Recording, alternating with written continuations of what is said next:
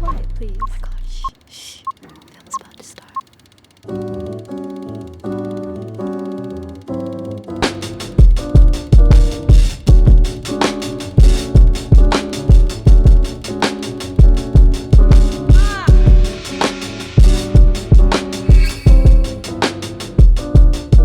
Hello world, welcome to Drew's Reviews, and today's film will be discussing How to Train Your Dragon, written and directed by Dean Du Bois, who returns from the original animated trilogy to helm this live-action remake. So just a heads up, if my voice is cracking or whatever it is, it's just I'm a little under the weather right now, which is not the best because my voice might give out by the end of this review, but we're gonna push through regardless. So we're all pretty familiar with this world. I love the original animated trilogy. Dean Du Bois did such a good job with those entries, and for me it's up there with the Toy Story trilogy. And yes, I know there's a fourth Toy Story, but I don't really count the fourth one. I think they kind of overdid it.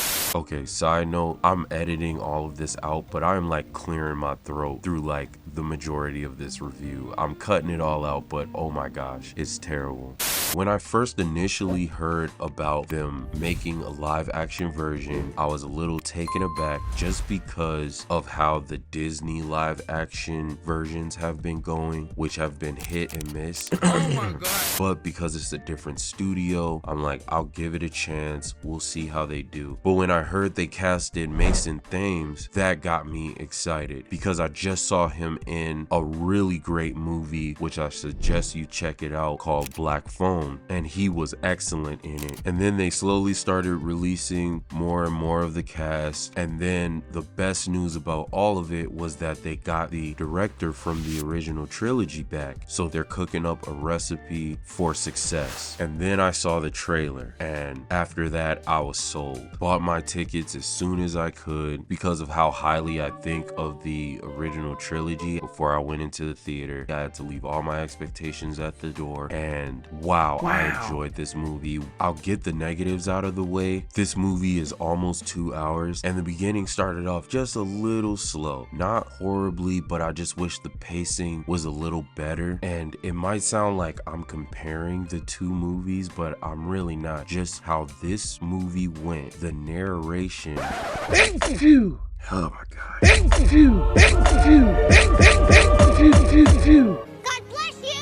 The narration that Hiccup is doing doesn't really work well for me. Even if the original animated versions didn't exist, just holding this movie on its own, I still believe that the narration wouldn't work for me. What? I feel if they went about it in a different way of explaining the world and introducing you to these characters without the narration, I think it would have come across a lot better. I wish they just would not have had it in there. I've seen it in other live action movies, and there's a way to do it, and I feel like they could have did it in this. And some of the jokes were a little hit or miss, but it wasn't enough to where it took me out of the film. No! You threw off my groove. I was still very enthralled. Those are the only things that I really had an issue. Everything else was wonderful. The cast was great. Nick Frost was inspired casting. He was perfect for the role of Gobber. I enjoyed his performance. All the friends or rivals that Hiccup is training with were great. That's kind of where some of the jokes didn't work for me, but for the most part they were still good. And then Nico Parker, perfect casting as Astrid. I thought she did an incredible job. She was wonderful. I believe she held down the character of Astrid very well, and I can't wait to see more from her in the next films. And then Gerard Butler coming back to reprise his role as Stoic the Vast. He was incredible. I love Gerard Butler, even though sometimes he's not in the greatest films. And yes, I'm looking at you, Den of Thieves. Go to the office. What'd I do? Just go to the office. What'd I do? Go, just go. What'd I?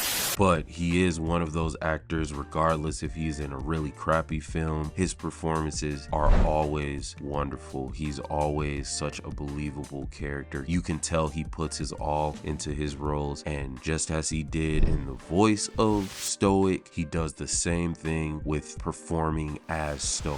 And then Mason Thames, like I said, I was excited when they casted him coming off from Black Phone, and then seeing him perform was such a treat, just because I'm happy that he didn't feel the need to mimic or try to copy the original voice actor's interpretation of Hiccup. I'm glad that Mason came in with his own interpretation of Hiccup. Obviously there's going to be some similarities, but he still made the character his own. You really felt like this was Hiccup, and for this it translated so well. He did such a great job. He was funny, he was awkward without it feeling like a gimmick or force. So I enjoyed watching his interpretation of who Hiccup is. I can't wait to see the next films with him in it. Hopefully this movie does well in the box office. I'm hoping for great success so we can get these next 2 films, and maybe they'll even make a 4th. I don't know, but I'm just hoping that this does well so we can see this cast come back in the future. The VFX,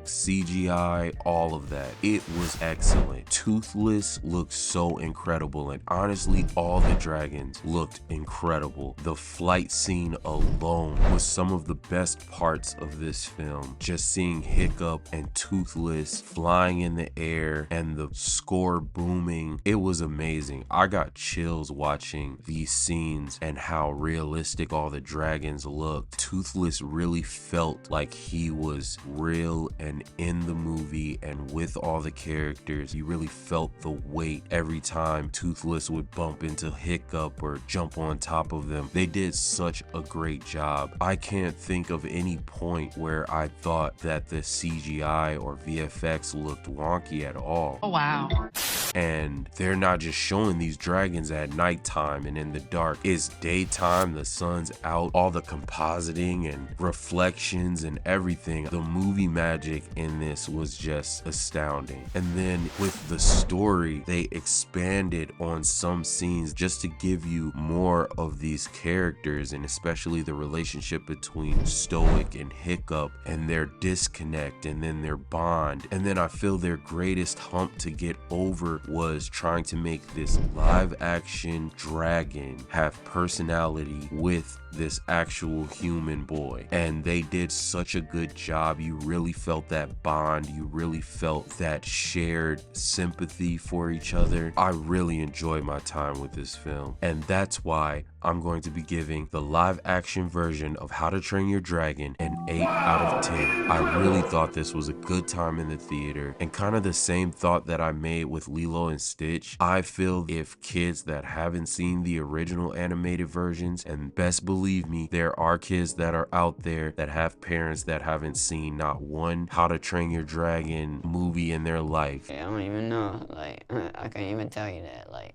And for those kids that are going to see this film, I think they're going to have a really great time, and I think they're going to love Toothless. So if you're a parent, or if you're just you and you like going to see movies, I suggest you go check this out. I think you'll have a wonderful time in the theater. This is definitely up there with my top 5 animated to live action versions. I think DreamWorks and Universal has this in the bag, and I hope they try it with other things. I would love to see what they can do, and how bad of a job can they do with Disney's track record, you know?